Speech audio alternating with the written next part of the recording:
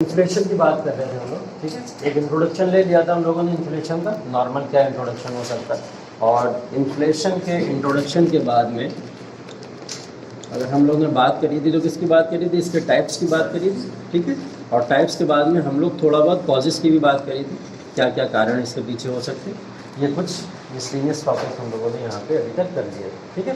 Introduction की अगर बात करी थी तो हम लोगों ने इन्फ्लेशन को एक बार फिर से रिवाइज कर लेते हैं। किसको बोला जाता है इन्फ्लेशन?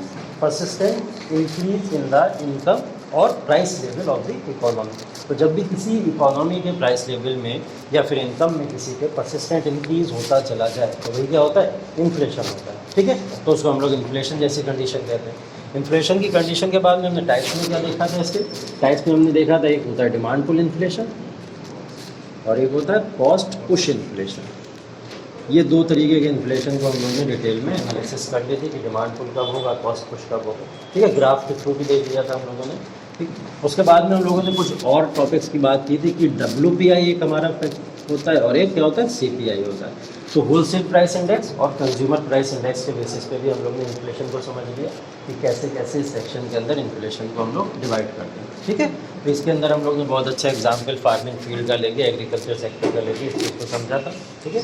यहाँ तक आपको बातें क्लियर थी। कॉजेज़ के अंदर हम लोग ने बहुत सारे कॉजेज़ की बात करी थी कि इन्फ्लेशन इवन जो मार्केट के अंदर फ्लो कर रहा है, तो मार्केट के अंदर इन्फ्लेशन के होने के पीछे के रीज़न क्या है, ठीक है। तो बहुत सारे रीज़न हम लोगों ने देखे थे उसके अंदर, ठीक है। कॉजेज़ के अंदर बहुत सारी चीज़ें देखी थी। उन कॉजेज़ के बाद में हम लोगों ने कुछ बात और भी की थी कि इन्फ्लेशन को कंट्रोल के मेजर्स भी हो सकते थे या मेजर्स हम लोग कह सकते हैं कि इन्फ्लेशन को कंट्रोल कैसे किया जा सकता है जब इतनी प्रॉब्लम है हमारे पास। तो उसके अंदर हम लोगों ने क्या देखा था, एक थी मॉनेटरी पॉलिसी हमारे पास में जो RBI कंडक्ट करता है पूरा, और उसके साथ में दूसरा क्या था, फिस्कल पॉलिसी थी जिसको गवर्नमेंट करती है, और तीसरी कौन सी थी, सप्लाई मैनेजमेंट मेजर, ठीक है। सप्लाई मैनेजमेंट मेजर जिसको हम लोग बोलते हैं, उसके अंदर हम लोग ने बहुत सारे फैक्टर्स देखे थे, इंपोर्ट एक्सपोर्ट से लेकर तमाम चीज़ें हम लोगों ने यहाँ पे देखी थी कि ये तरीके हैं मेजर्स कंट्रोल या इसको इन्फ्लेशन को किसी भी तरीके से मार्केट की इकोनॉमी अच्छे से फ्लो कैसे किया जा सके, उसकी बात हम लोगों ने यहाँ पे कर दी, ठीक है। तो ये सब तो प्रीवियस क्लास का एक छोटा सा डिस्कशन था। आज से क्लास के अंदर हम लोगों को इम्पैक्ट्स की बात करनी है कि इम्पैक्ट्स क्या हो सकते हैं इन्फ्लेशन के मार्केट के ऊपर, ठीक है। कॉजेस के अंदर हम लोग ने कारण में ये बात करी थी, इन्फ्लेशन हमारे वो इन्फ्लेशन होते हैं जिसके पीछे के कारण क्या हो सकते हैं। कारण के अंदर जैसे हम लोगों ने बात करा था मार्केट के अंदर जैसे प्राइस लेवल अप होता है, प्राइस लेवल डाउन होता है, प्राइस लेवल के ऊपर जैसा इम्पैक्ट पड़ता है उसके हिसाब से इन्फ्लेशन भी वेरी होता चला जाता है, ठीक है। यहाँ पे भी हम लोग ने एक ट्रेड साइकिल की बात करी थी, बिजनेस साइकिल की बात करी थी, किस तरीके से बिजनेस साइकिल में ये इन्फ्लेशन यहाँ पे अप होता है, बूम पोजीशन पे पहुँच जाता है, फिर इसको कंट्रोल करने के लिए हमको क्या क्या मेजर्स करने पड़ते हैं, ठीक है। तो उस कॉजेज़ के अंदर हम लोगों ने ये भी डिस्कशन किया था। कॉजेज़ के अंदर कुछ बातें हम लोग ने ये भी करी थी, इन्फ्लेशन क्रिएट होने के पीछे के कारण क्या है, गवर्नमेंट एक्सपेंडिचर, गवर्नमेंट अपने एक्सपेंडिचर्स या स्पेंडिंग्स जब बढ़ाती है तो उसकी वजह से भी इन्फ्लेशन क्रिएट होता है। तो गवर्नमेंट को क्या करना चाहिए, जो डेफिसिट्स हो रहे हैं गवर्नमेंट के उसको रिड्यूस करने के काम करना चाहिए। जैसा कि गवर्नमेंट कैसे करती है, जब गवर्नमेंट सब्सिडी को रिड्यूस कर देती है, जब गवर्नमेंट पीडीएस सिस्टम को रिड्यूस कर देती है, तो ऐसी तमाम चीज़ों से क्या होता है, इन्फ्लेशन कंट्रोल में आ जाता है। मतलब गवर्नमेंट की स्पेंडिंग्स डाउन होना शुरू हो जाती हैं और गवर्नमेंट का रिवेन्यू बढ़ना शुरू हो जाता है। तो उससे डेफिसिट जैसी कंडीशन रिमूव हुई और डेफिसिट जैसी कंडीशन रिमूव होते ही क्या होता है, इन्फ्लेशन कंट्रोल होना शुरू हो जाता है, ठीक है। ऐसे हम लोगों ने फिर इंपोर्ट एक्सपोर्ट पर भी बात करी थी कि हमको क्या करना चाहिए, इंपोर्ट में बढ़ावा करना चाहिए, एक्सपोर्ट में बढ़ावा करना चाहिए, क्या करना चाहिए इन्फ्लेशन को अच्छे से मार्केट में सप्लाई कराने के लिए, ठीक है। तो वो वाले फैक्टर्स भी हम लोगों ने यहाँ पे देखे। तो कॉजेज़ के अंदर बेसिक हम लोग ने यही बातें करी थी जो सब बातें हम लोग इसके अंदर करते हैं। अभी इम्पैक्ट पढ़ोगे आप, तो इम्पैक्ट के अंदर भी कॉजेज़ बहुत सारे देखने को मिलेंगे अभी आपको, ठीक है। हाँ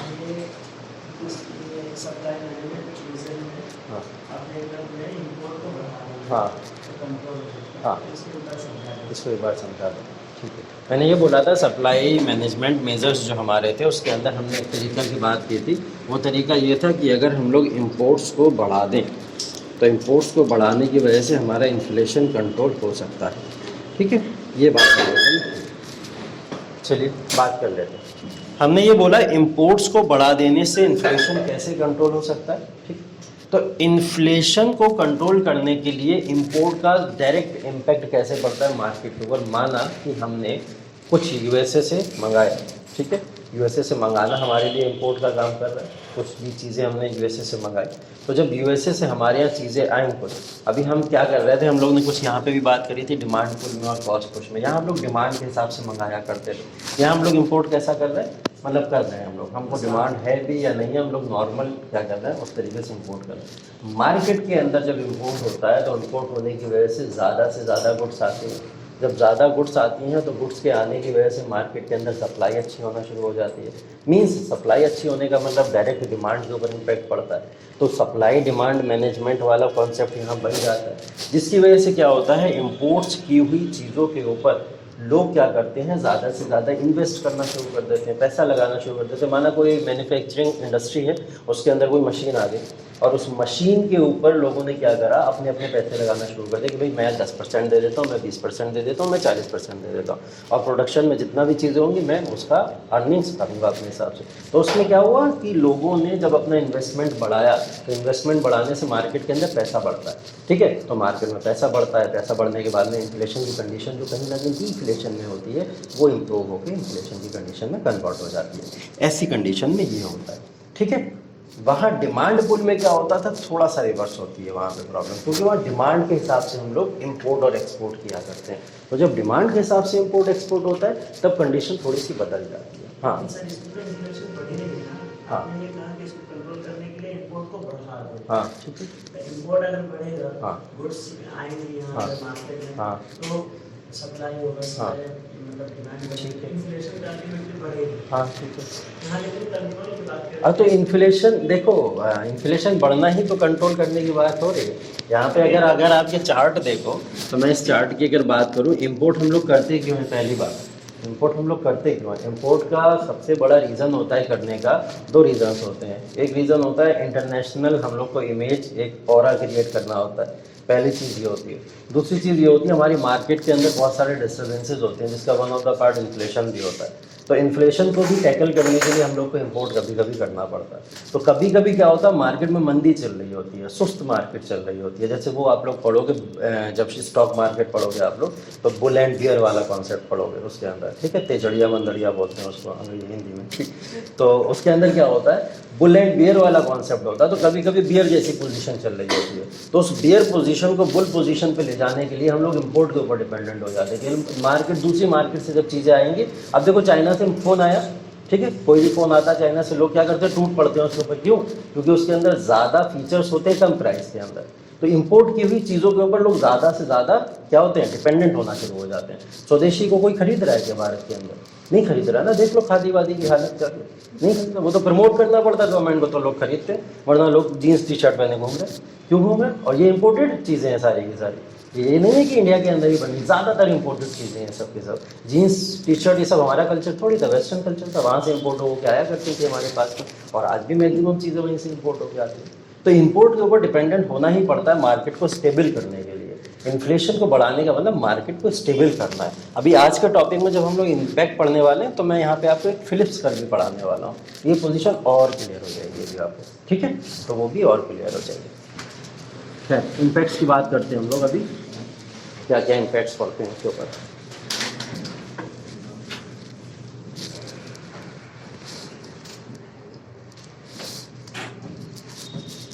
देखिए पॉजिटिव इम्पैक्ट्स की हम लोग पहले बात कर लेते हैं, कौन कौन से पॉजिटिव इम्पैक्ट्स पड़ते हैं इन्फ्लेशन के। इन्फ्लेशन जब मैं बात कर रहा हूँ तो यहाँ पे इन्फ्लेशन के बढ़ने की बात कर रहा हूँ। किसके? इन्फ्लेशन के बढ़ने की बात कर रहा हूँ। इन्फ्लेशन के बढ़ने की वजह से मार्केट के ऊपर क्या इम्पैक्ट पड़ सकते हैं। अगर हम कुछ पॉजिटिव इम्पैक्ट्स की बात करें तो उन पॉजिटिव इम्पैक्ट्स में क्या क्या इम्पैक्ट हो सकते हैं। जैसा पहला इम्पैक्ट क्या हो सकता है, जितने भी फर्म्स हैं हमारे यहाँ पे, इंडस्ट्रीज जिसको हम लोग कहते हैं, ऑर्गेनाइजेशन जो है हमारे, ठीक है, तो जब इन्फ्लेशन रेट बढ़ता है या इन्फ्लेशन बढ़ना शुरू होता है तो फर्म्स का क्या होता है, डिमांड बढ़ जाता है। डिमांड बढ़ जाता है, इसको कैसे कनेक्ट करेंगे हम लोग, मतलब हुआ क्या, मार्केट में इन्फ्लेशन है, इन्फ्लेशन होने की वजह से लोगों के पास में पैसा ज़्यादा है, तभी तो इन्फ्लेशन आया। मार्केट में मनी ज़्यादा है, लोगों के पास आया पैसा, लोगों के पास में जब मनी आया तो लोग ज़्यादा डिमांड करना शुरू कर दें। जब ज़्यादा डिमांड होना शुरू हो जाएगी तो फर्म्स पे क्या इम्पैक्ट पड़ेगा, फर्म्स प्रोडक्शन करना शुरू कर देगा ज़्यादा से ज़्यादा चीज़ों का, तो इससे प्रोडक्शन बढ़ गया इन लोगों का, ठीक है। प्रोडक्शन बढ़ने का मतलब ये होता है, ये मार्केट के अंदर क्या करते हैं, प्रोडक्टिविटी को बढ़ाने के लिए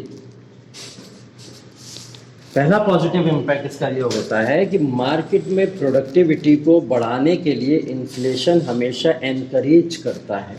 ठीक है, मार्केट में क्या इन्फ्लेशन को हमेशा बढ़ाने के लिए या प्रोडक्टिविटी को बढ़ाने के लिए एनकरेज करता है इन्फ्लेशन।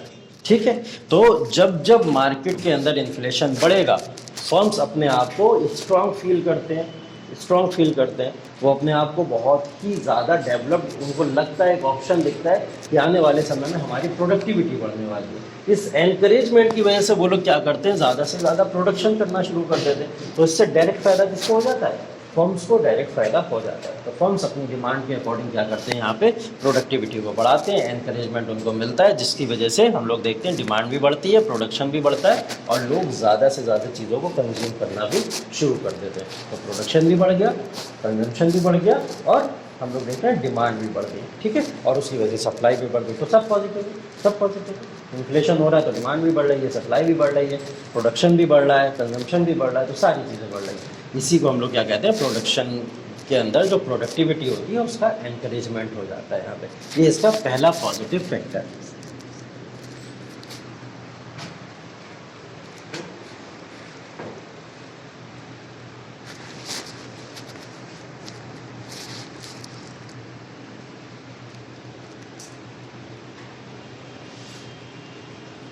ठीक है, दूसरा अगर पॉजिटिव फैक्टर हम लोग देखने की शुरू करें तो पहली बात तो ये एक एनवायरनमेंट क्रिएट कर रहा है for more and more production. जब ज़्यादा से ज़्यादा प्रोडक्शन के लिए एक एनवायरनमेंट पैदा करता है तो लोग अट्रैक्ट होते चले जाते हैं किसकी तरफ, मार्केट की तरफ। लोग मार्केट की तरफ अट्रैक्ट होते चले जाते हैं। ज़्यादा प्रोडक्शन होगा, ज़्यादा प्रोडक्शन की वजह से लोगों की नज़र जाती है मार्केट के ऊपर, वो मार्केट के ऊपर अपनी नज़र बनाते हैं और उसकी वजह से मार्केट की जो एक पोजीशन है, वो पोजीशन में क्या होता है, यहाँ पे एक इंक्रीमेंट होता है। तो मार्केट की भी पोजीशन यहाँ पे इम्प्रूव होती है जब जब इन्फ्लेशन बढ़ता है। ठीक है, तो इसका डायरेक्ट मार्केट के ऊपर इम्पैक्ट पड़ता है। मार्केट की पोजीशन हमेशा इम्प्रूव होगी या अपलिफ्ट होगी। दूसरा पॉजिटिव इम्पैक्ट हम लोग इसको कह सकते हैं।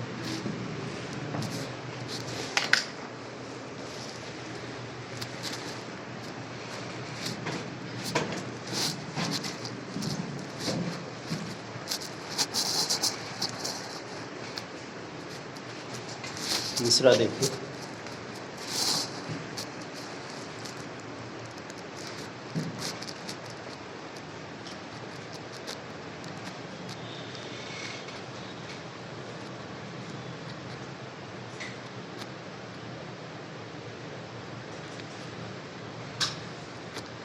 क्या बोल रहा है, inflation is inversely proportional to unemployment rate.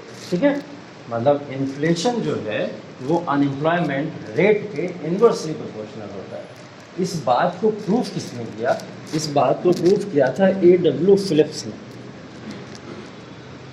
किसने प्रूफ किया था, A.W. फिलिप्स ने। A.W. फिलिप्स ही वो पर्सन है जिन्होंने डायरेक्ट रिलेशन बताया है इन्फ्लेशन और अनएम्प्लॉयमेंट के बीच में, और ये रिलेशन किस तरीके का हो सकता है, इस रिलेशन की इन्होंने बात की है यहाँ पर। ठीक है, तो उसको समझने की कोशिश करते हैं थोड़ा सा, क्योंकि इन्होंने एक ग्राफ के बेसिस पे इस चीज़ को समझाया है। ठीक, तो वो इन्होंने कैसे समझाया है उसकी बात कर लेते हैं। पहले तो ये देख लो क्या मतलब है, इन्फ्लेशन जब जब बढ़ेगा तब तब अनएम्प्लॉयमेंट रेट घटेगा। ये बात तो समझ आ रही है, क्योंकि इन्वर्सली प्रोपोर्शनल है। अगर डायरेक्टली होता तो दोनों चीज़ें साथ में बढ़ती, लेकिन यहाँ पर तो इन्वर्सली प्रोपोर्शनल है। तो जब जब इन्फ्लेशन रेट बढ़ेगा तब तब अनएम्प्लॉयमेंट रेट घट जाएगा। इन्होंने अपने ग्राफ से इस बात को प्रूफ किया। कैसे प्रूफ किया, इन्होंने बोला भाई दो एक्सिस ले लीजिए आप, एक वाई एक्सिस है और एक एक्स एक्सिस है। ठीक है, इस वाले को आप लोग नाम दे दीजिए इन्फ्लेशन। माना इन्फ्लेशन 2%, माना इन्फ्लेशन 3%, 4%, 5%, 6%, ये हम लोग ने इन्फ्लेशन मान लिया। ठीक है, इतना इन्फ्लेशन रेट है मार्केट का। यहाँ हम लोग ने इसको अनएम्प्लॉयमेंट रेट नाम दे दिया। क्या नाम दे दिया, अनएम्प्लॉयमेंट रेट। अनएम्प्लॉयमेंट रेट को अगर हम लोग मान लें तो जैसे इसको माना वैसे इसको मान लें, 2%, 3%, 4%, 5% या 6%। ठीक है, तो इन्होंने बोला सबसे पहले कि अगर मार्केट के अंदर 2% इन्फ्लेशन है, कितना मान लें हम लोग, 2% इन्फ्लेशन है, तो बोले जब मार्केट में 2% इन्फ्लेशन है तो अनएम्प्लॉयमेंट रेट होना चाहिए अप्रोक्स 6%। कितना होना चाहिए, 6%। ठीक है, पहला पॉइंट इन्होंने क्या बोला, अगर मार्केट के अंदर 2% इन्फ्लेशन है तो अनएम्प्लॉयमेंट रेट कितना होना चाहिए, 6% होना चाहिए। बोले इन्फ्लेशन बढ़ा देते हैं, कितना कर दें, 5% इन्फ्लेशन कर दें। इन्फ्लेशन रेट 2% से कितना बढ़ा दें, 5% कर दें। बोले जब 5% इन्फ्लेशन को हम लोग बढ़ाएंगे तो ये 5% इन्फ्लेशन हमको देगा 3% का अनएम्प्लॉयमेंट रेट। कितना देगा, 3% का अनएम्प्लॉयमेंट रेट। देखिए इन्फ्लेशन बढ़ा और अनएम्प्लॉयमेंट रेट यहाँ से यहाँ क्या हो गया, रिड्यूस हो गया, कम हो गया ना, पहले से दिख रहा है ना। अभी 2% था तो अनएम्प्लॉयमेंट रेट कितना था, 6% था, हमने इसको बढ़ा दिया, कितना कर दिया, 5%, तो अनएम्प्लॉयमेंट रेट घट के इधर आ गया, कितना आ गया, 3%। इसी ग्राफ को इन्होंने यहाँ पे ड्रॉ कर दिया कुछ इस तरीके से। ठीक है, इसी को क्या बोला जाता है, फिलिप्स कर्व बोला जाता है। क्या बोला जाता है इसको, फिलिप्स कर्व। फिर से बता देते हैं। देखिए इन्होंने बोला कि इन्फ्लेशन रेट जो हमारा है वो मान लिया हमने 2% है इनिशियल स्टेज पे। सबसे कम अगर हम मान के देखें तो कितना है, 2%। बोले जब 2% इन्फ्लेशन रेट है तो हमारे यहाँ का अनएम्प्लॉयमेंट रेट जो है वो कितना है, अप्रोक्स 6%। ये इनका एक एजम्पशन था जो इन्होंने एक एजम्पशन माना। सबसे पहला एजम्पशन ही माना जाएगा, फिर ही तो आगे चल के आप उसके ऊपर कुछ ना कुछ रिसर्च करोगे, सर्च करोगे। तो पहला इन्होंने एजम्पशन माना, इन्होंने बोला 2% इन्फ्लेशन है तो उसमें अनएम्प्लॉयमेंट रेट 6% है। बोले चलो मार्केट में इन्फ्लेशन बढ़ा के देखते हैं। फिर इन्होंने मार्केट में इन्फ्लेशन बढ़वाया, बोले ज़रा बढ़ाइए मार्केट में इन्फ्लेशन, देखते हैं अनएम्प्लॉयमेंट रेट के ऊपर क्या फ़र्क पड़ता है। तो इन्होंने फिर बढ़वाया इन्फ्लेशन। जब इन्होंने इन्फ्लेशन बढ़वाया तो ये 2% से कहाँ पहुँच गया, 5% पे। और जैसे ये 2% से 5% पे पहुँचा, मार्केट के अंदर चेक किया गया तो अनएम्प्लॉयमेंट रेट घटना शुरू हो गया और वो घट के कहाँ पहुँच गया, 3%। ठीक है, इसलिए ये अगला पॉइंट यहाँ पे हम लोग ने ड्रॉ कर लिया और ये ग्राफ कुछ इस तरीके से बन जाता है। थोड़ा कर्व है इसमें, ठीक है, स्ट्रेट लाइन नहीं है, थोड़ा सा कर्व है ऐसे करके। ये स्ट्रेट लाइन नहीं है, थोड़ा सा यहाँ पे कर्व है।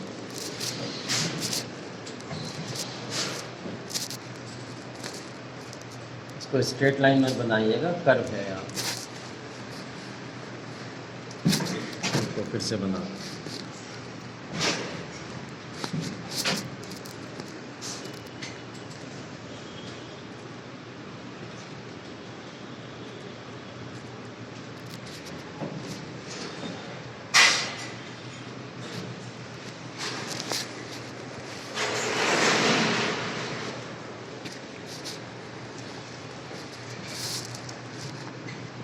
क्वेश्चन पूछा जाता है फिलिप्स कर्व किस किस चीज़ के बीच का कर्व है, या कौन कौन से रेट या कौन कौन सी ऐसी इकोनॉमिक टूल्स हैं जिनके बारे में बात करता है। ठीक है, तो इन्फ्लेशन और अनएम्प्लॉयमेंट के बारे में बात करता है। कभी कभी ऑप्शन में एम्प्लॉयमेंट भी दे देता है, क्या इन्फ्लेशन और एम्प्लॉयमेंट के बारे में बात करता है, नहीं, एम्प्लॉयमेंट के बारे में बात नहीं करता। इन्होंने बात सिर्फ किसकी करी है, अनएम्प्लॉयमेंट रेट की बात करी है। ठीक है, तो अनएम्प्लॉयमेंट रेट इन्होंने बता दिया, बाकी आप लोग सेल्फ अपने हिसाब से क्या करिए, काउंट कर लीजिए कि एम्प्लॉयमेंट बढ़ेगा नहीं बढ़ेगा, वो आपका लॉजिक है। इन्होंने सिर्फ किस पे बात करी है, अनएम्प्लॉयमेंट रेट के ऊपर बात करिए कि अनएम्प्लॉयमेंट रेट जो होता है वो रिड्यूस होना शुरू हो जाता है। तो इन्होंने इस चीज़ पे बात करी थी, इसका मतलब क्या हो गया कि इन्फ्लेशन जब जब बढ़ता है तो वो हमेशा इकोनॉमिक ग्रोथ को बढ़ाने की इंडिकेशन देता है। ठीक है, जब जब इन्फ्लेशन मार्केट में बढ़ेगा तब तक क्या होगा, इकोनॉमिक ग्रोथ बढ़ेगी। ठीक है, तो इकोनॉमिक ग्रोथ जब जब बढ़ती है तो इकोनॉमिक ग्रोथ ही एक वो रीज़न है जिसकी वजह से अनएम्प्लॉयमेंट मार्केट के अंदर रिड्यूस होना शुरू हो जाता है। ये रिलेशन इन्होंने यहाँ पे देने की कोशिश करी थी और वो अप्रॉक्सीमेटली जितना भी रिलेशन इन्होंने देने की कोशिश करी वो रिलेशन कहीं ना कहीं लोगों ने एक्सेप्ट भी किया और ऐसा देखने को मिलता भी। तभी तो हम लोग बात करते हैं हमेशा कि इन्फ्लेशन मार्केट में बढ़ा दीजिए तो उससे क्या दिखना शुरू हो जाता है कि मार्केट में इकोनॉमी इम्प्रूव कर रही है। ठीक है, और मार्केट की इकोनॉमी इम्प्रूव करने का मतलब लोगों के अंदर ज़्यादा से ज़्यादा एम्प्लॉयमेंट डेवलप होगा। ठीक है, चलो बात समझ आ गई ये फिलिप्स कर्व वाली, किसी को कोई डाउट यहाँ पे क्लियर है? क्वेश्चन आता है कि ये फिलिप्स कर्व किन किन चीज़ों के बीच में ड्रॉ किया जाता है। ठीक है, तो हमको ये याद रखना है कि ये इन्फ्लेशन और अनएम्प्लॉयमेंट रेट के बीच में ड्रॉ किया जाता है। ऐसा नहीं कि एम्प्लॉयमेंट भी अगर ऑप्शन में दे दे तो आप एम्प्लॉयमेंट लगाइए, नहीं, अगर नन ऑफ दी अबव लिखा हुआ है और इन्फ्लेशन एम्प्लॉयमेंट लिखा हुआ है तो नन ऑफ दी अबव के साथ जाइएगा। अगर इन्फ्लेशन अनएम्प्लॉयमेंट जब तक ना दिखे तब तक उसको टिक मत कीजिएगा, ठीक है। तो वो क्वेश्चन को इस तरीके से फंसाने की कोशिश भी करते हैं वो लोग। इसको अच्छे से समझ लीजिए कि इन्फ्लेशन और अनएम्प्लॉयमेंट रेट में हमेशा इनवर्स प्रोपोर्शन दिखाता है, एक दूसरे से रिलेशन इनका डायरेक्ट नहीं होता, कैसा होता है, इनडायरेक्ट रिलेशन होता है। मतलब जब जब इन्फ्लेशन मार्केट में बढ़ता जाएगा अनएम्प्लॉयमेंट मार्केट में रिड्यूस होता चला जाएगा। तो इन्फ्लेशन का तीसरा पॉजिटिव इम्पैक्ट, ठीक है, 3 पॉजिटिव इम्पैक्ट देख लिया हम लोगों ने। एक तो फॉर्म्स प्रोडक्टिविटी इंक्रीज के फॉर्म में देख लिया, दूसरा हम लोगों ने देख लिया मार्केट की पोजीशन भी इम्प्रूव हो जाती है, मार्केट को अट्रैक्ट करता है ये चीज़, और तीसरा हम लोग ने देख लिया अनएम्प्लॉयमेंट रेट भी रिड्यूस होता है इन्फ्लेशन के बढ़ने से, जो हम लोग ने फिलिप्स करके समझने की कोशिश करी। क्लियर है यहाँ तक बात? आगे चले।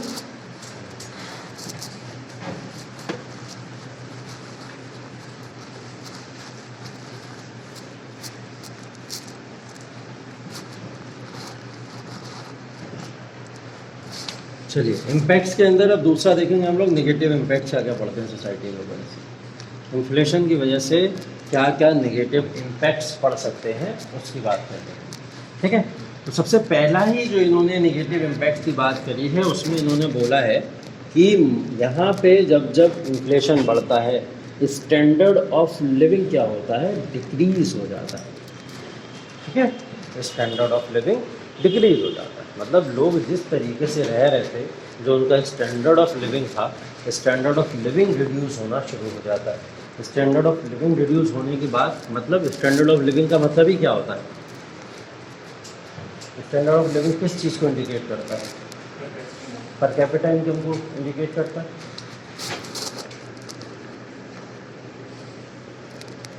किसको इंक्रीमेंट कर रहा है, ये पर कैपिटा इनकम के बारे में बात कर रहा है। तो अगर स्टैंडर्ड ऑफ लिविंग डाउन हो रहा है तो पर कैपिटा इनकम भी डाउन होना चाहिए, यही बात तो है।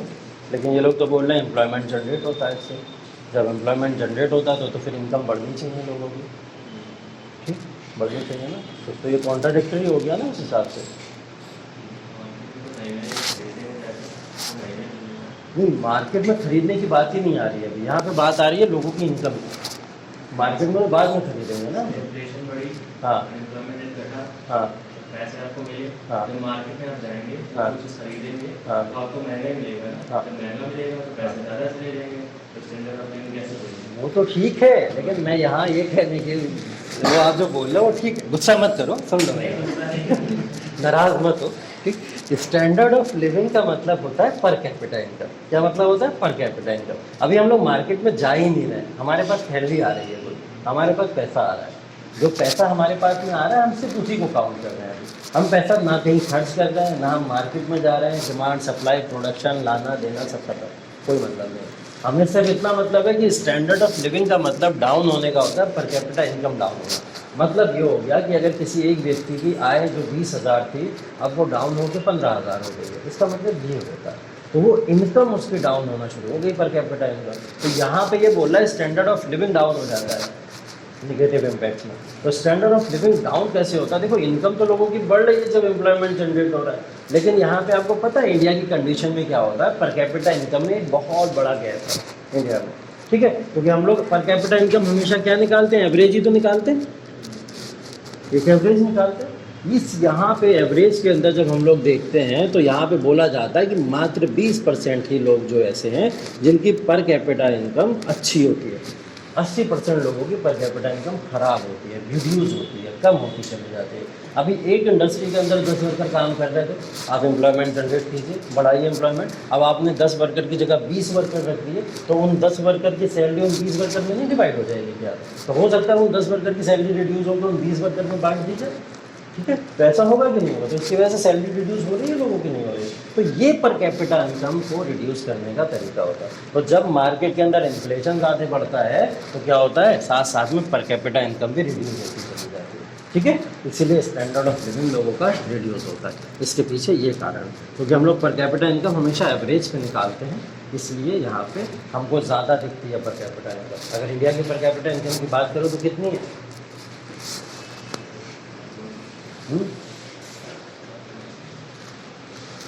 एक इंसान इंडिया के अंदर ऑन एन एवरेज कितने पैसे कमा रहा है महीने में,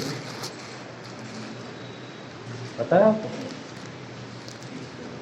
96,000 पर मंथ अप्रॉक्स, ठीक है। 96,000 पर मंथ अप्रॉक्स जो है एक पर्सन भारत के अंदर हर व्यक्ति यहाँ पे इनकम कमाता है।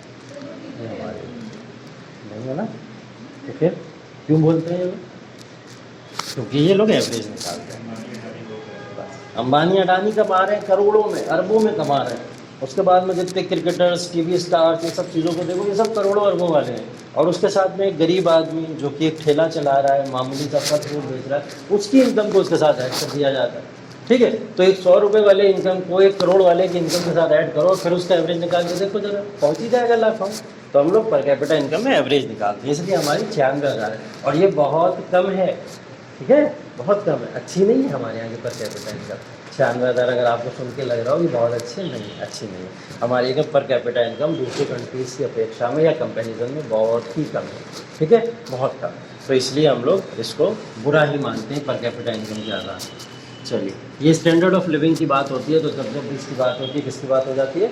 हमारी पर कैपिटा इनकम की बात हो जाती है।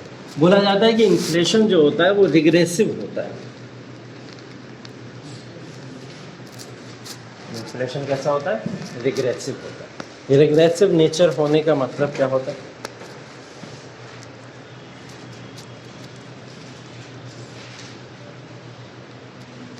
देखिए, रिग्रेसिव होने का मतलब यहाँ पे ये होता है, यहाँ पे हम लोग बात कर रहे हैं कुछ separate sections of the society की, खास करके पुअर सेक्शंस की, ठीक है। अगर इन्फ्लेशन मार्केट के अंदर बढ़ता है तो इन्फ्लेशन मार्केट के अंदर किसी एक तबके को तो प्रॉफिट दे रहा है, लेकिन दूसरे तबके को क्या करता है? लॉस करा देता है, उनको प्रॉब्लम क्रिएट करा देता है। और भारत के अंदर सबसे ज़्यादा लोग क्या है? पोर सेक्शन ऑफ द सोसाइटी में आते हैं, इसलिए हम इसको क्या बोलते हैं? रिग्रेसिव नेचर का होता है। मतलब इन्फ्लेशन कुछ लोगों को तो फ़ायदा कर रहा है, लेकिन उसकी वजह से बहुत सारे लोग नुकसान के अंदर भी हैं। अगर इन्फ्लेशन आप बेसिकली देख लो, इन्फ्लेशन जो है ज़्यादातर मैन्युफैक्चरिंग हब या इंडस्ट्रीज़ को फ़ायदा करता है ज़्यादातर। अगर मार्केट में इन्फ्लेशन जितना बढ़ता चला जाता है तो उससे फ़ायदा प्रोडक्शन एंटिटीज़ को ही होता है, क्योंकि वो अब क्या करते हैं? महंगे डिमांड या महंगे प्राइस के साथ में इन्फ्लेशन रेट पे अब चीज़ों को बेच सकते हैं, जिससे वो प्रॉफिट अच्छा कमा लेते हैं। तो वहाँ उनको प्रॉफिट अच्छा हो जाता है इन्फ्लेशन बढ़ने की वजह से। लेकिन कोई पर्सन अगर नॉर्मल एक पर्सन अगर कहीं दुकान पे जाए, कुछ खरीदने जाए, उसके लिए वो ज़रा सा आधा या 1 रुपया बढ़ा हुआ भी उसके लिए वो नुकसान दे देता है, ठीक है। तो poor section of the society या मिडिल क्लास के लिए इन्फ्लेशन रेट एक रिग्रेसिव नेचर का होता है और ये हमेशा नुकसान ही करता है। ये दूसरा सेक्शन ऑफ द सोसाइटी हो गया। तीसरे की बात करते हैं।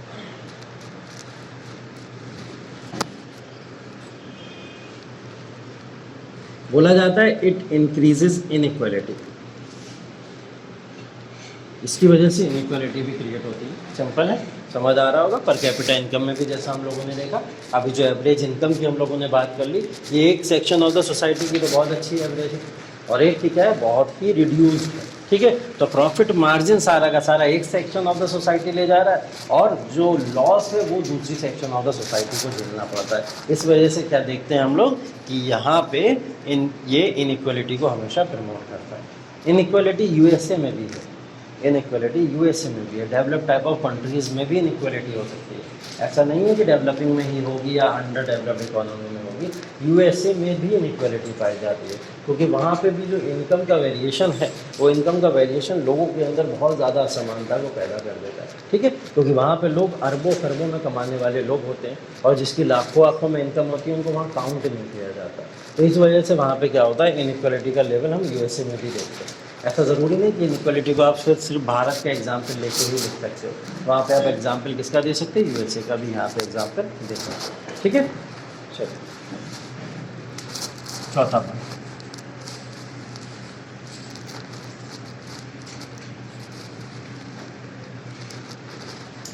जब हाई इन्फ्लेशन होगा तब तक क्या होगा? कैपिटल फॉर्मेशन होगा।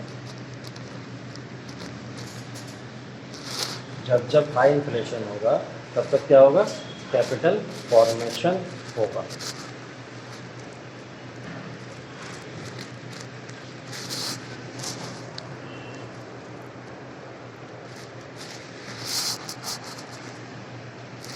कैपिटल फॉर्मेशन तो अच्छी बात होती है, हाई इन्फ्लेशन की वजह से कैपिटल फॉर्मेशन हो रहा है, और कैपिटल फॉर्मेशन हो रहा है तो कैपिटल का तो फॉर्म होना अच्छा है। फिर ये नेगेटिव इम्पैक्ट्स में कैसे आ गया? कैपिटल फॉर्मेशन समझते हो ना क्या होता है? पूंजी का निर्माण, पूंजी का निर्माण होना। पूंजी का निर्माण होने का मतलब मार्केट में पैसा ज़्यादा बनाना, मार्केट के अंदर कंस्ट्रक्शन ज़्यादा हो जाना, इंफ्रास्ट्रक्चरल डेवलपमेंट ज़्यादा हो जाना, ज़्यादा से ज़्यादा हम लोग देख रहे हैं तो इंडस्ट्रीज़ बन जाती हैं, ज़्यादा से ज़्यादा लोग एम्प्लॉयमेंट ले लेते हैं उन चीज़ों से, तो ये कैपिटल फॉर्मेशन की पॉजिटिव चीज़ें होती हैं। तो कैपिटल फॉर्मेशन होता है, पूंजी का निर्माण होना शुरू हो जाता है। तो जब पूंजी का निर्माण होना शुरू हो जाता है तो क्या हो रहा है? तुम पंखा भी बंद कर लो, गुड नाइट भी जला लो, तुम मच्छर तो काटेंगे ना फिर ऐसे। पंखा चला लो, पंखा चला लो, पंखा चला लो, उस ठंडी से बेहतर है पंखा चला लेना, है ना? क्योंकि मच्छर ने अगर काटा अगर तो फिर पड़े हो गए।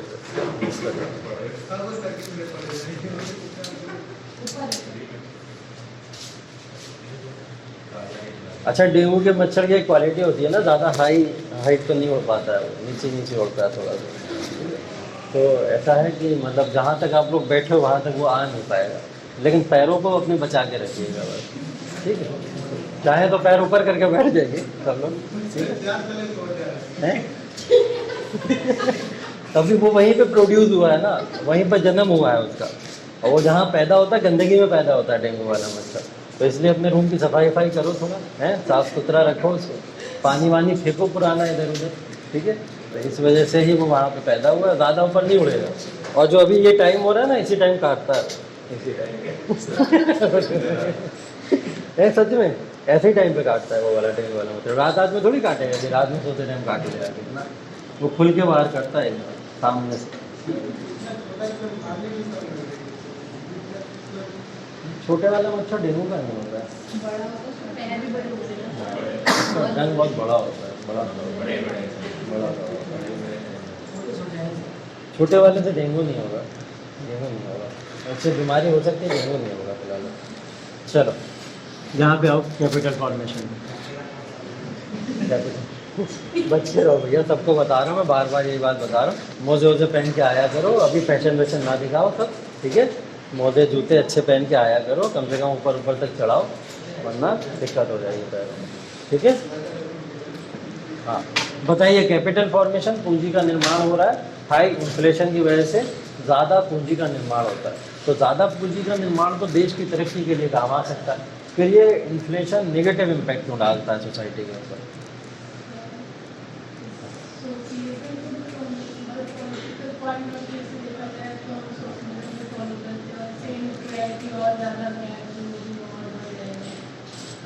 अच्छा, मतलब कैपिटल फॉर्मेशन से आप कहना चाह रहे हो कि इंफ्रास्ट्रक्चर अगर डेवलप होगा तो दूसरी चीज़ों को कॉम्प्रोमाइज़ करना पड़ सकता है, ऐसा कुछ ना? लाइक एनवायरनमेंट को कॉम्प्रोमाइज़ करना पड़ सकता है इंफ्रास्ट्रक्चर के डेवलपमेंट की वजह से। ओके ठीक है, वन ऑफ द फैक्टर कह सकते हैं हम लोग। और कुछ इसके अलावा, कुछ और इसके अलावा पूंजी के निर्माण होना कभी निगेटिव क्यों हो सकता है? सोचो, दिमाग लगाओ, दिमाग नहीं चलाओगे तो लिखोगे कैसे? चलाओ दिमाग, गलत बोलोगे, गलत बोलो लेकिन। चल बताओ, पूंजी का निर्माण नेगेटिव क्यों हो सकता है? नकारात्मक पूंजी निर्माण क्या होती है?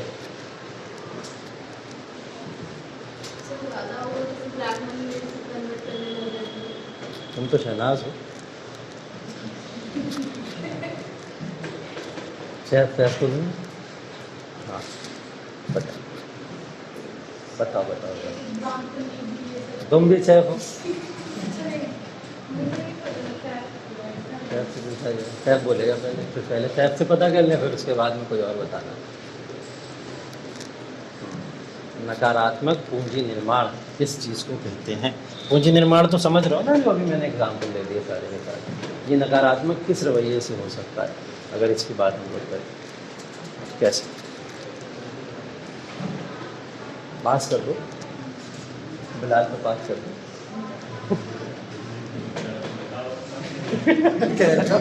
अपना बताओ।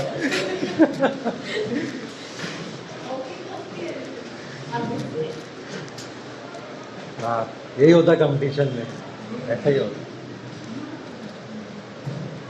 कौन बताना चाहेगा? हाँ सारा बताओ, क्या बता रहे हैं? एग्जाम्पल अभी रिसेंटली एग्जाम्पल को अगर देखा जाए जैसे ये एयर इंडिया को प्राइवेटाइजेशन की तरफ ले जाया गया, तो रशिया यूक्रेन वॉर में जब हुआ तो इंडियन सिटीजन्स को मतलब ईजी नहीं हुआ कि वहाँ से मतलब टाइमली नहीं लेकर आ पाए। अगर ये गवर्नमेंट की होती तो टाइम पहले आ जाते हैं इंडियन सिटीजन्स वहाँ से। प्राइवेटाइजेशन से मतलब नेगेटिव इम्पैक्ट इस वॉर में देखा गया। ये भी हो सकता है कैपिटल आ रही है हमारे पास, तो हम लोग भी मशीन वगैरह है वो ज़्यादा फैक्ट्रीज में लगाएंगे, इससे वो मजबूर होते हैं उनके लिए। तो ऐसी बातें बोलो, तो यही तो सब बातें हैं। एक पॉइंट तो ये भी निकल के आ रहा है, ये सब क्लास डिस्कशन में तो आएगा। मैं कोई एक बात बता दूंगा, उससे तो आप लोग सेटिस्फाई हो जाओगे, लेकिन ये सब पॉइंट जब आप लोग बोलते हो तो अच्छी वर्ड्स मिलते हैं। जैसे एक सारा ने बताया अभी, इंफ्रास्ट्रक्चर डेवलपमेंट करने से एनवायरमेंटल क्राइसिस, दूसरा आपने बताया अभी, ठीक है। तो ये पॉइंट है, अच्छे पॉइंट। तीसरा पॉइंट मैं बता देता हूँ आप लोग को, जो मेन पॉइंट है इसका। यहाँ पे क्या होता है कि जब हाई इन्फ्लेशन की वजह से कैपिटल फॉर्मेशन क्रिएट होता है, तो हम लोग अगर सिर्फ कैपिटल फॉर्मेशन की बात करें, पूंजी का निर्माण जब होता है, तो पूंजी के निर्माण के लिए आपको एक बात पता है कि हम लोग को हाई इन्वेस्टमेंट करना पड़ता है। ये तो पता है ना, क्लियर बात है कि जितना पूंजी का निर्माण अच्छा कीजिए, जितना पूंजी का निर्माण ज़्यादा कीजिए, उतना ही इन्वेस्टमेंट बढ़ाना पड़ता है।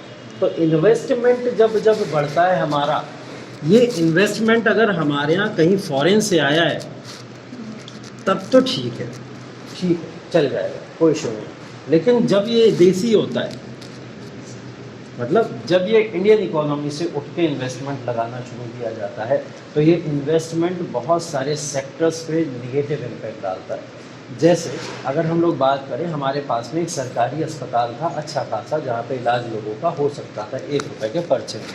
हमने इन्वेस्टमेंट लगा के प्राइवेट हॉस्पिटल अच्छा सा बनवा दिया, ठीक है। उससे क्या हुआ, सारा का सारा जितना भी था, सारे लोग प्राइवेटाइजेशन या प्राइवेट हॉस्पिटल की तरफ शिफ्ट होते चले गए। सरकारी जितना भी विभाग था, उस विभाग में आप अब आज के समय में देख लीजिए, लोगों को कोई सहूलियतें नहीं है, कोई आराम नहीं है, कोई मेडिसिन हेल्प नहीं करती है उनकी, किसी भी तरीके की कोई फैसिलिटीज़ वहाँ पे नहीं होती।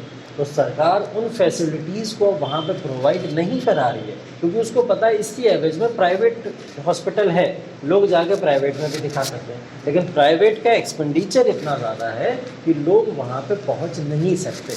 इसलिए आप लोग देखते हैं कि ये जो डेथ रेशियो बढ़ता चला जा रहा है इंडिया के अंदर, ये जो रेट बढ़ता चला जा रहा है, क्यों बढ़ रहा है? सिर्फ और सिर्फ हेल्थ फैसिलिटीज़ जो हैं उनके रिडक्शन की वजह से या रिड्यूस होने की वजह से ये बढ़ता चला जा रहा है।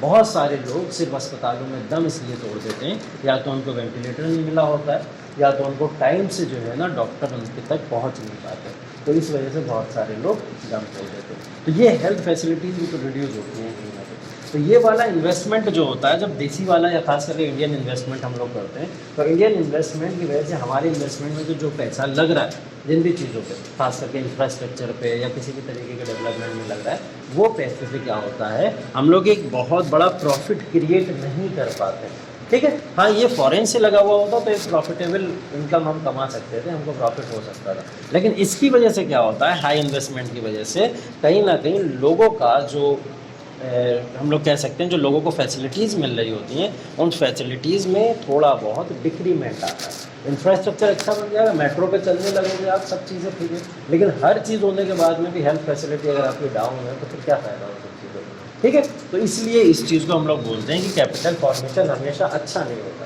कैपिटल फॉर्मेशन जितना हाई इन्वेस्टमेंट आप करेंगे उसके अंदर, उस हिसाब से आपको प्रोडक्टिविटी भी देना चाहिए वो, और ख़ास करके वो प्रोडक्टिविटी ज़्यादातर हम लोग देखते हैं नहीं दे पाता, इसलिए ये लॉसेज में होता है, ठीक है। इसलिए भारत की रैंक आप लोग किसी भी हेल्थ इंडाइसिस के अंदर देख लीजिए, डेवलपमेंट फैक्टर पे देख लीजिए, या किसी भी फैक्टर पे देख लीजिए, हमेशा डाउन ही क्यों देखने को मिलती है, उसके पीछे कुछ ऐसा रीज़न है, ठीक है। इसके आगे रीज़न भी पढ़ोगे आप लोग कि कैपिटल फॉर्मेशन को पॉजिटिव फॉर्म में किस तरीके से अप्लाई किया जा सकता है इकोनॉमी के अंदर, ठीक है। तो वो पॉजिटिव फैक्टर भी आप लोग पढ़ेंगे। फिलहाल अगले पॉइंट पे आते हैं। कितने हो गए? 4।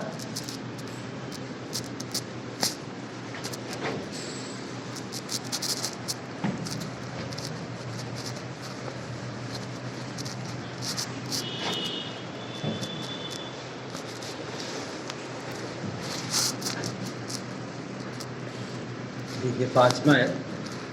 5वां बोला जाता है कि हाई डिग्री ऑफ इन्फ्लेशन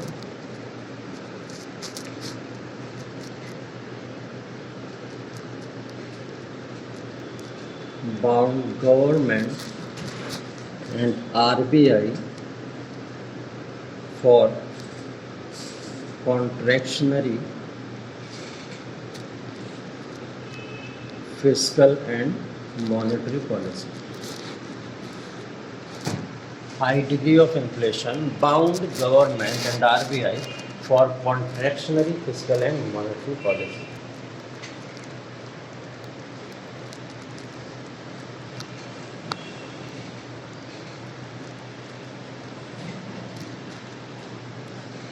चलो समझते हैं इसमें। हमने बोला high degree of inflation, inflation का रेट बढ़ रहा है, तेजी से बढ़ रहा है। जब जब इन्फ्लेशन का रेट बढ़ता है तो जो गवर्नमेंट या आरबीआई जो भी मेजर्स को यूज़ करते हैं, उन मेजर्स को हम लोगों ने पढ़ा था अभी पीछे फिस्कल पॉलिसी और मॉनेटरी पॉलिसी के बेसिस पे। तो फिस्कल एंड मॉनेटरी पॉलिसी के अंदर बेसिकली दो तरीके की पॉलिसीज़ होती हैं, एक होती है एक्सपेंशनरी और एक होती है कॉन्ट्रैक्शनरी। ठीक है, तो जब जब गवर्नमेंट या आरबीआई एक्सपेंशनरी मेजर्स को अपनाती है, एक्सपेंशनरी पॉलिसीज़ को अपनाती है, तो उसका मतलब ये होता है कि एक्सपेंशनरी पॉलिसीज़ को अपनाने की वजह से इकोनॉमिक ग्रोथ ज़्यादा अच्छी हो जाती है, मतलब इकोनॉमिक ग्रोथ बढ़ जाती है। इसका मतलब ये होता है कि मार्केट में डिफ्लेशन था और डिफ्लेशन को रिकवर करने के लिए उन्होंने क्या करा, एक्सपेंशनरी पॉलिसी को अपना लिया। एक्सपेंशनरी पॉलिसी के अंदर जो भी रेट थे हमारे, खास करके repo rate, reverse repo rate, उन्हीं को हमने क्या करा, एक्सपेंशन करना शुरू कर दिया, जिसकी वजह से डायरेक्ट इम्पैक्ट पड़ा हमारे कुछ सेक्टर्स के ऊपर जो हम लोगों ने सब पढ़े थे लास्ट क्लास में। तो हुआ ये कि इकोनॉमिक ग्रोथ एक्सपेंशनरी पॉलिसीज से अच्छी देखने को मिलती है हमको, कि हम जब रेट्स को क्या करें, एक्सपेंशन करना शुरू करें, जब उनको बढ़ाना शुरू करें तो क्या होता है, मार्केट पे अच्छा इम्पैक्ट पड़ता है, तो मार्केट उससे क्या होती है, ग्रोथ की तरफ जाती है, इकोनॉमिक ग्रोथ होती है। लेकिन कभी कभी मजबूरी में बहुत इन्फ्लेशन जब हो जाता है तो ज़्यादा इन्फ्लेशन होने की वजह से आरबीआई और गवर्नमेंट को क्या करना पड़ता है, उन रेट्स को रिड्यूस करना पड़ता है।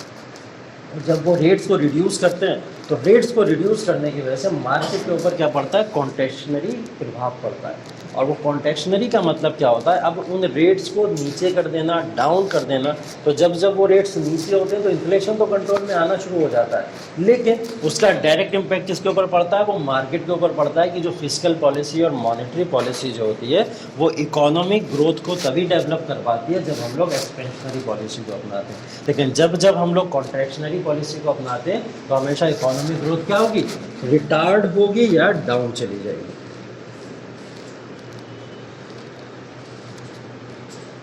यहाँ से इकोनॉमिक ग्रोथ नीचे चली जाती है। ठीक है, तो हाई डिग्री ऑफ इन्फ्लेशन की वजह से गवर्नमेंट बाउंड हो जाती है, आरबीआई बाउंड हो जाती है कि वो कॉन्ट्रैक्शनरी फिस्कल और मॉनेटरी पॉलिसी को अपनाए। ठीक है, तो जब कॉन्ट्रैक्शनरी को अपनाती है तो वो इकोनॉमिक ग्रोथ को भी नीचे लेके चला जाता है। तो ये प्रॉब्लम्स की वजह से यहाँ पे देखने को हमको मिलती है। ठीक है,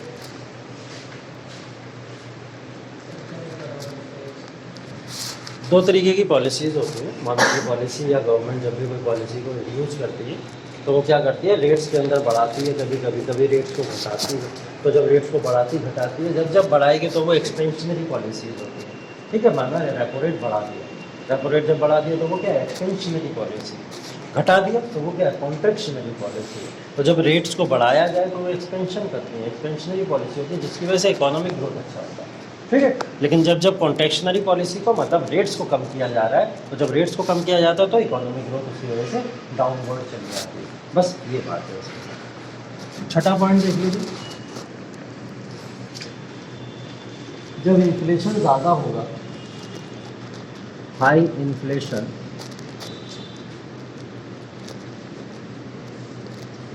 creates a field of black marketing, black marketing बोल लीजिए, ब्लैक मनी बोल लीजिए, होर्डिंग बोल लीजिए, स्पेकुलेशंस बोल लीजिए, कुछ भी आप यहाँ पे यूज़ कर सकते हैं। ठीक है, ज़्यादा इन्फ्लेशन होने की वजह से ब्लैक मार्केटिंग होती है ज़्यादा पैसा लोगों के पास में होता है तो क्या करते हैं वो लोग, अननेसेसरी पैसे को अपने पास में संभाल के रखते हैं, बचा के रखते हैं, और वो क्या होता है, होर्डिंग बन जाती है, जमाखोरी बन जाती है। वही जमाखोरी क्या करती है, ब्लैक मनी में डेवलप होती चली जाती है। ठीक है, तो डिमोनेटाइजेशन क्यों हुआ था, इसीलिए तो हुआ। ये तो बोला गया था कि हम लोग क्या टैकल करना चाह रहे हैं, ब्लैक मनी या ब्लैक मार्केटिंग को रिड्यूस करना चाहते हैं, इसीलिए यहाँ पे ये हुआ।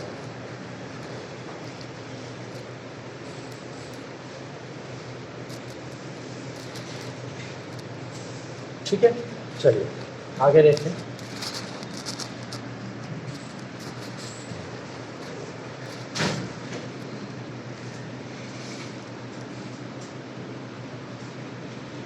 आगे है बैलेंस ऑफ पेमेंट की बात, बैलेंस ऑफ पेमेंट की बात।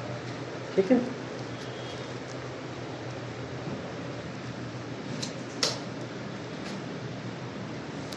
बैलेंस ऑफ पेमेंट जो है डायरेक्ट इम्पैक्ट डालता है ट्रेड डेफिसिट के ऊपर।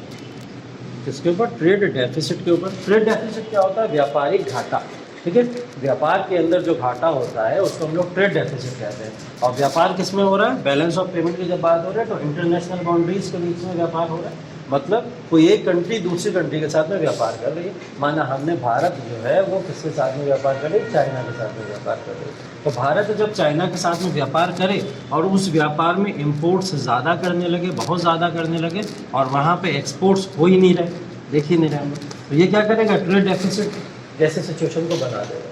ठीक है, तो क्या होता है कि बैलेंस ऑफ पेमेंट जैसी सिचुएशन हाई इन्फ्लेशन की वजह से डगमगा जाती है, ख़राब हो जाती है। कैसे ख़राब हो जाती है कि हमारे पास में पैसा ज़्यादा है, मार्केट में हमारी इन्फ्लेशन ज़्यादा है।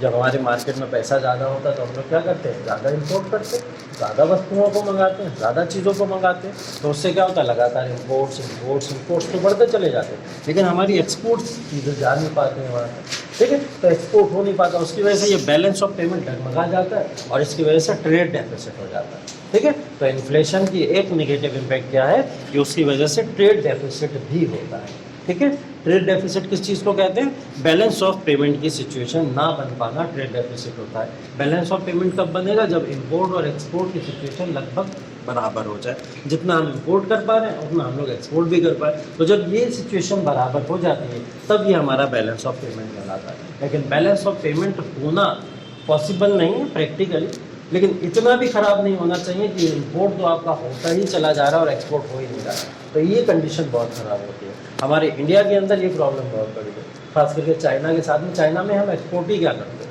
चाइना हमको सब बेचते ही रहता है। ठीक है, वो हमको बेच ही रहा है सारी चीज़ें, तो हम उसका सब इम्पोर्ट ही करने में लगे रहते हैं। एक्सपोर्ट करने के लिए हमारे पास में कुछ उसका है नहीं, क्योंकि वो हमसे कुछ लेना नहीं चाहता। ठीक है, वो अपने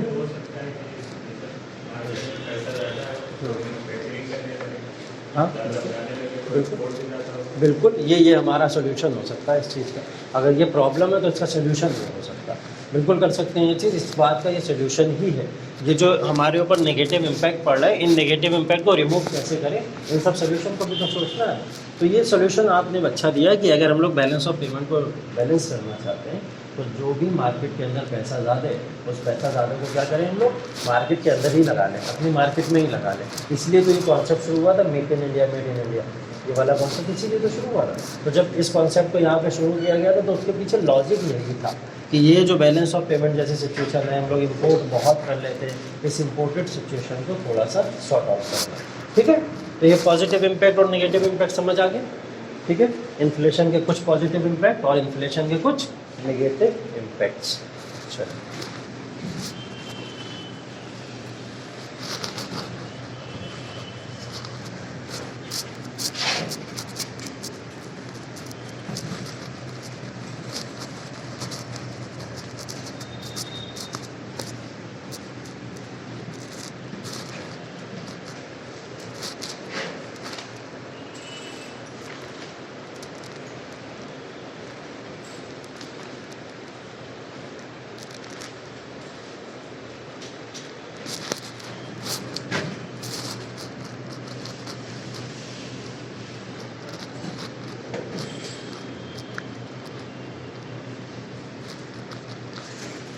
कुछ टर्म्स हैं जो इन्फ्लेशन से रिलेटेड हैं, इससे मिलते जुलते हैं, जो इन्फ्लेशन की पोजीशन को आपके सामने और क्लियर कर सकते हैं। ठीक है, पहला तो इन्फ्लेशन खुद ही है अपने आप में, जिसको हम लोगों ने पढ़ लिया था, परसिस्टेंट इंक्रीज जब होती है प्राइस लेवल के अंदर और लगातार वो नॉर्मल टाइम में होती चली जाए, तो वो इन्फ्लेशन होता है।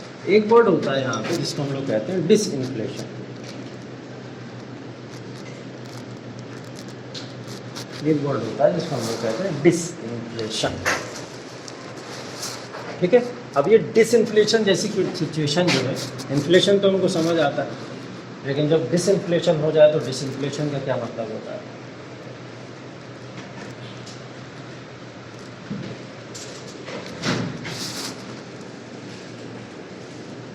ये है रेट ऑफ इन्फ्लेशन।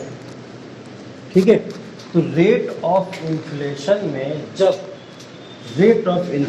में जब डिक्रीमेंट होता है, जब रेट ऑफ इन्फ्लेशन में डिक्रीमेंट होता है और वो डिक्रीमेंट कैसा हो, परमानेंट ना हो, परमानेंट ना हो, तो उसको क्या कहते हैं हम लोग? डिसइन्फ्लेशन कहते हैं। इन्फ्लेशन रेट में डिक्रीमेंट हुआ, इन्फ्लेशन रेट डाउन हुआ, बट इतना डाउन नहीं होगा कि वो डाउन नहीं होता चला जाए, फिर वो अप भी करेगा, फिर वो डाउन भी करेगा, फिर अप करेगा, डाउन करेगा। मतलब ऐसी सिचुएशन कि ये जो इन्फ्लेशन रेट है ये बढ़ने के बाद में डिसइन्फ्लेशन में आया, फिर इसने खुद को रिजॉल्व कर लिया, फिर यहाँ पहुँच गया और इस तरीके से फिर ऐसे।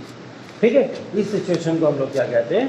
डिसइन्फ्लेशन कहते हैं। मतलब इन्फ्लेशन मार्केट के अंदर डाउन हुआ, हम लोग कह सकते हैं डिक्रीमेंट हुआ इन्फ्लेशन का, लेकिन कैसा? टेम्पररी।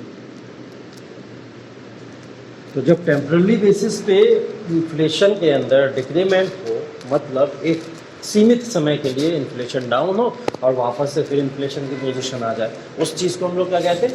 डिसइन्फ्लेशन कहते हैं। ये चीज़ अभी डिफ्लेशन पढ़ोगे तो और ज़्यादा समझ आ जाएगी। अगला वर्ड क्या है? डिफ्लेशन। ठीक है, जिसको हम लोग क्या कहते हैं कि जो महंगाई है उसका जस्ट विपरीत वर्ड है ये डिफ्लेशन। ठीक, डिफ्लेशन वो सिचुएशन होती है जिस सिचुएशन के अंदर परमानेंट, अभी यहाँ हम लोग ने क्या लिखा था? टेम्परेरी लिखा था। यहाँ पे परमानेंट रेट ऑफ इन्फ्लेशन जो है वो गिरता चला जाए या उसके अंदर डिक्रीमेंट होता चला जाए, तो वो सिचुएशन क्या होती है? हमारी डिफ्लेशन होती है। लोग डिसइन्फ्लेशन और डिफ्लेशन में बहुत कंफ्यूज रहते हैं।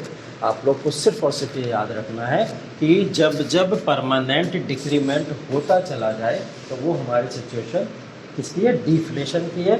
लेकिन जब सिचुएशन हमारी कभी अप कभी डाउन और ऐसी सिचुएशन क्रिएट होती रहती है, तो ऐसे सिचुएशन को हम लोग क्या कहते हैं?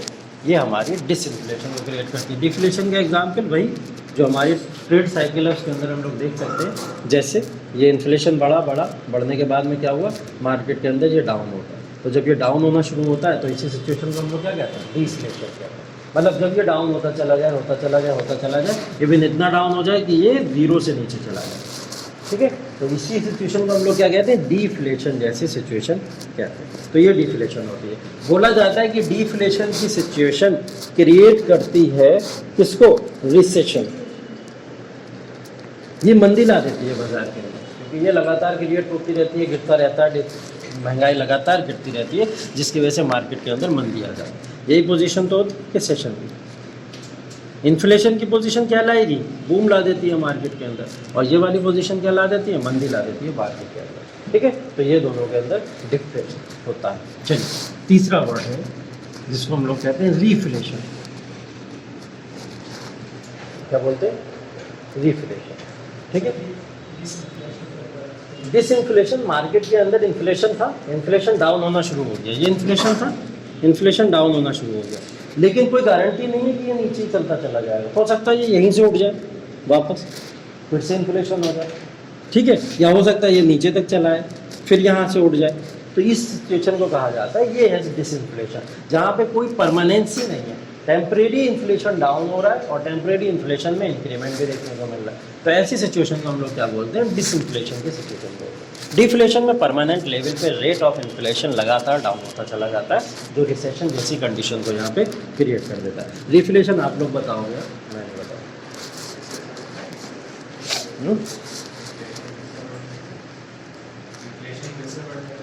इन्फ्लेशन बढ़ना है। साइकिल देखो यहाँ पे, बताओ कहाँ पे होगा रिफ्लेशन?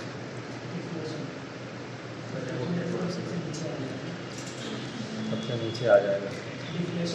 हाँ, मैं रिफ्लेशन पूछूँ। रिफ्लेशन कौन सी वाली साइकिल पे आएगा? ये मैंने बताया इन्फ्लेशन, ये वाली यहाँ से यहाँ तक इन्फ्लेशन हो गया, ये वाला यहाँ से यहाँ तक डिसइन्फ्लेशन हो गया, ये वाला डिफ्लेशन हो गया, ये साइकिल तो बची बस, यही हो अब तो बता ही दिया। तो जब क्या होता है साइकिल के अंदर हम देखते हैं डिफ्लेशन की सिचुएशन में रिसेशन आ चुका है, उस रिसेशन की रिकवरी के लिए क्या आता है, रिफ्लेशन आता है। इस रिसेशन की रिकवरी के लिए डिफ्लेशन जैसी सिचुएशन आती है। तो मार्केट में जब सिचुएशन रिसेशन से कहाँ बढ़ने लगे, ऊपर की साइड में बढ़ने लगे और ये वापस से इन्फ्लेशन क्रिएट करेगी आगे जाके, तो ऐसी सिचुएशन को क्या कहा जाता है, रिफ्लेशन की सिचुएशन कहा जाता है। ठीक है, तो ये होता है हमारा रिफ्लेशन।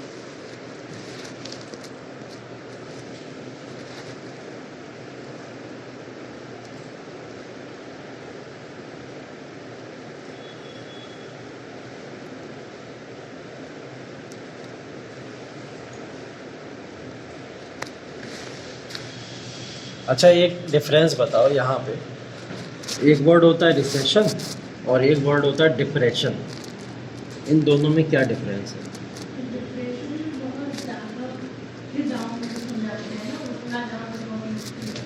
बहुत ज़्यादा मतलब बहुत ज़्यादा यहाँ आ जाएगी,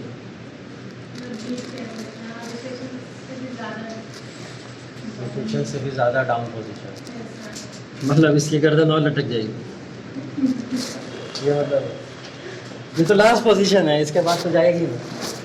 ये तो लास्ट है। जब हम लोग रेड साइकिल शुरू किया था तो हमने बताया था ना, ये वाली मैक्सिमम और ये वाली लास्ट, इससे ऊपर नीचे ग्राफ है ही नहीं करती, है ना। तो गर्दन कैसे लटक जाएगी, क्यों नहीं लटक पाएगी। फिर क्या डिफरेंस है रिसेशन और डिप्रेशन? लॉजिक तो गलत निकल गया। अब लगाओ, क्या लगाओ, आप दिमाग लगाओ। हाँ सर, लगाओ। हाँ हाँ, उपाय नहीं पूछ रहा हूँ मैं ये पूछ रहा हूँ पहले बता तो दो है क्या, उपाय तो बाद में ढूंढ लेंगे हम। पहले बता तो दो रिसेशन क्या है, डिप्रेशन क्या है, दोनों में डिफरेंस है। रिसेशन को सिचुएशन पता है आप लोग को, फिर डिप्रेशन क्या है। कभी कभी हम लोग डिप्रेशन भी बोल देते हैं ना, इसी सिचुएशन को हम लोग डिप्रेशन भी बोल देते हैं, उसी को बोलते हैं। डिप्रेशन थोड़ा हल्का होता है, ये भारी होता है। डिप्रेशन थोड़ा हल्का होगा। जो परमानेंट वो है हाँ। मंदी जो है हाँ। वो रिसेशन परमानेंट है, हाँ। उसी के बीच में तो डिप्रेशन मार्केट अभी डिप्रेशन चल रही है, थोड़ी सी हल्की फुल्की चल रही है। बोल तो कुछ सही रहे हो लेकिन उल्टा बोल रहे हो, उल्टा बोल रहे हो। सुस्ती आती है, मुझे सुस्ती आती है तो मंदी आती है। डिप्रेशन सुस्ती नहीं है, सुस्ती तो ये हम लोग ने देख ही ली है। साइकिल डिफ्लेशन से जब रिसेशन की तरफ चली गई तो यही सुस्ती की मार्केट है। क्या होता है रिसेशन और डिप्रेशन में मेजर डिफरेंस यही होता है, जो आप बात बोल रहे थे बोल सही रहे थे लेकिन उल्टा बोल रहे थे। रिसेशन से भी वर्स्ट कंडीशन है डिप्रेशन, पहली बात। ठीक है, रिसेशन आएगा मार्केट में, रिसेशन के बाद ही डिप्रेशन आएगा, डायरेक्ट डिप्रेशन आएगा ऐसा नहीं हो सकता। ठीक है, पहले मार्केट में आएगा रिसेशन, रिसेशन आ गया, यहाँ पे लास्ट पोजीशन है और यहीं पे डिप्रेशन भी आ जाता है। कब आ जाता है डिप्रेशन, कि ये साइकिल यहाँ पे रुक गई आके और रुकी पड़ी है, रुकी पड़ी है, रुकी पड़ी है, रुकी पड़ी है, मतलब आगे रिफ्लेट हो ही नहीं पा रही है। मतलब जब प्रोलॉन्ग टर्म के लिए या एक लंबे समय के लिए डिप्रेशन होता है तो उसी को क्या बोला जाता है, डिप्रेशन बोला जाता है। ठीक है, तो मार्केट की सुस्ती या मंदी एक लंबे समय तक जब चलती है तो उसी सिचुएशन को हम लोग डिप्रेशन बोलते हैं। ठीक है, तो ये दोनों में मेजर डिफरेंस है, रिसेशन में और डिप्रेशन में।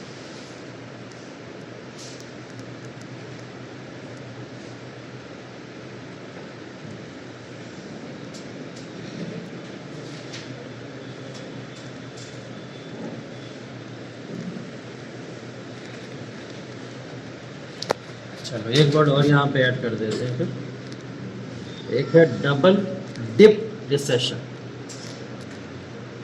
बताओ, दो बार गोते खा रहा है रिसेशन, डबल डिप रिसेशन बोला जाता है। डिप्रेशन से पहले आता है, क्या हो सकता है?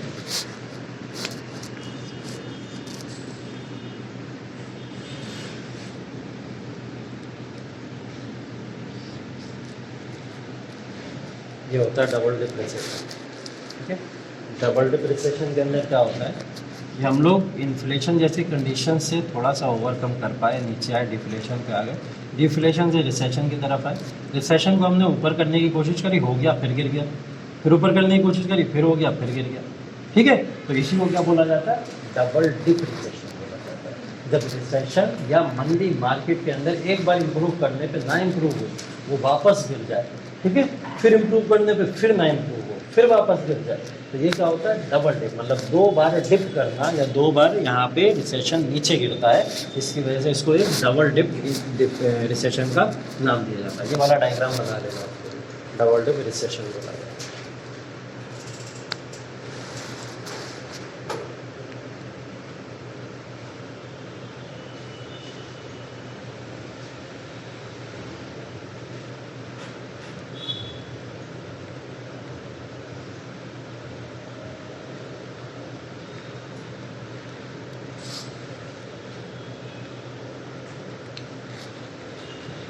चलो एक काम और,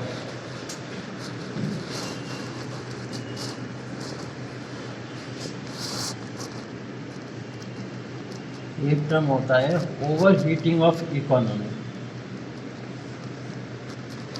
over heating of economy, over heating of economy किसको बोला जाता है।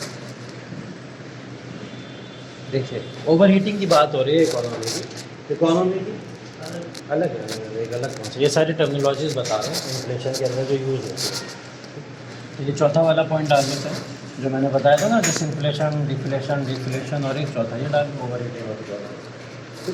तो ओवर हीटिंग ऑफ इकोनॉमी क्या होती है, इस पूरे ग्राफ के अंदर बता दो ओवर हीटिंग कहाँ पे हो रही है।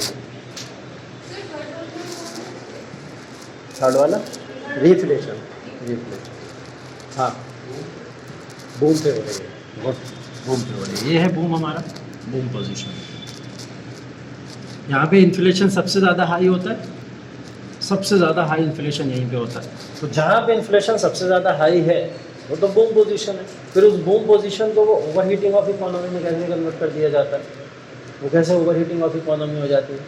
अब हाँ डेफिनेटली ये तो मत बोलना कि सर जैसा डिप्रेशन था मतलब रुक गया वहाँ पे जाके तो वही ओवर हीटिंग ऑफ इकोनॉमी होगी, मतलब इन्फ्लेशन यहीं रुका रहे तो हम उसको ओवर हीटिंग ऑफ इकोनॉमी करेंगे। हर चीज़ें एक जैसी नहीं होती हैं, कैसी तबीयत सर, ठीक है, तो उसको ओवर हीटिंग ऑफ इकोनॉमी नहीं कहा जाता। ओवर हीटिंग ऑफ इकोनॉमी का कॉन्सेप्ट क्या होता है कि जब मार्केट के अंदर एग्रीगेट डिमांड बता चुका हूँ, प्राइमरी सेकेंडरी टर्शियरी सेक्टर को समझा के आपको। तो जब मार्केट के अंदर एग्रीगेट डिमांड बढ़ती चली जाए और उसको इन्फ्लेशन फुलफिल ना कर पाए, फुलफिल ना कर पावे, जब उसको इन्फ्लेशन फुलफिल ना कर पाए, तो जब इन्फ्लेशन इस एग्रीगेट डिमांड को फुलफिल नहीं कर पाएगा तो क्या होगा, ओवर हीटिंग मतलब बस्ट हो जाएगा, ठीक है। मतलब दिमाग के अंदर क्या होता है, जब आप कोई चीज़ पे बहुत सोचना शुरू कर दो, ठीक, और उसके बाद में सोल्यूशन कुछ आ नहीं रहा, आपको समझ ही नहीं आ रहा है कि इस प्रॉब्लम का सोल्यूशन क्या हो सकता है, उससे क्या होता है, दिमाग में ओवर हीटिंग होती, और ओवर हीटिंग किस में कन्वर्ट होती है, ब्रेन स्ट्रोक में कन्वर्ट होती है, फट जाता है दिमाग, नसें फट जाती है दिमाग की, ठीक है, और इंसान भी फट जाता है, ठीक, वो भी नहीं बचता है। तो ये होता है, यही है इकोनॉमी के अंदर over heating of the economy. Over heating of the economy के अंदर इन्फ्लेशन इस बूम पोजीशन पे पहुंचा और हम अभी तक सब यही इमेजिन कर रहे थे कि इन्फ्लेशन जब इतना अच्छा होता चला जा रहा है तो एम्प्लॉयमेंट तो बड़ा अच्छा होगा, मतलब मार्केट के अंदर डिमांड भी अच्छी होती चली जा रही है, लेकिन हो जाए उल्टा, क्या हो जाए, इन्फ्लेशन तो अपनी अच्छी पोजीशन पे, लेकिन एग्रीगेट डिमांड जो है वो बढ़ने के बावजूद इन्फ्लेशन उसको फुलफिल ना कर पाए, ऐसी ही पोजीशन को हम लोग over heating of the economy बोलते हैं, ठीक है। एग्रीगेट डिमांड का मतलब ये होता है, एक होता है प्राइमरी, सेकेंडरी और टर्शियरी सेक्टर, तीनों सेक्टर्स के अंदर जब हम लोग देखें डिमांड बढ़ना शुरू हो जाए, टोटल टाइप ऑफ डिमांड, मतलब प्राइमरी में भी बढ़ रही है, सेकेंडरी में भी बढ़ रही है, टर्शियरी में भी बढ़ रही है, हर सेक्टर्स ऑफ द इकोनॉमी जब डिमांड बढ़ती है वही क्या होती है, हमारा एग्रीगेट डिमांड का बढ़ रही है, बस ठीक है, सिंपल वे में आप ऐसे ही समझे उसको, ठीक है। चलो तो इकोनॉमी का क्लास बाकी कल कंटिन्यू